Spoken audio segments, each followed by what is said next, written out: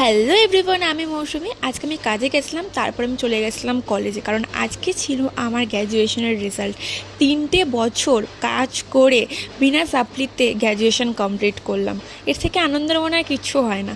তারপরে কাজে চলে আসার পর হঠাৎই আমার মনে হলো আমি তো আজকে খাবার আনিনি, তাই ভাবলাম একটু জোম্যাটোতে খাবার অর্ডার দিই। আর দাদা কিন্তু ঠিক টাইম মতো চলে এসেছিলো। আজকে আমি কী অর্ডার দিয়েছিলাম বলো তো? আজকে আমি অর্ডার দিয়েছিলাম চিকেন হাক্কা নুডলস। এটা কিন্তু আমার বেশ লাগে খেতে, এর কোয়ান্টিটিটা অনেকটা থাকে আর চিকেন থাকে ভরে ভরে। এটা কিন্তু তোমরা একা খেতেই পারবে না। আমি হাফটা খেয়েছি, হাফটা বাড়ির জন্য নিয়ে গেছিলাম।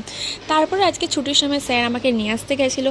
আর কী নিয়ে এসেছিলো যেন আমার জন্য আজকে করে নিয়েছিলো চানা মাখা। তোমরা জানো আমি টক খেতে প্রচণ্ড পছন্দ করি। ও বাড়িতে থাকলে আলু কাবলি, চানা এসব আমার জন্য বানিয়ে নিয়ে এসে খুব ভালো লাগে আমার খেতে।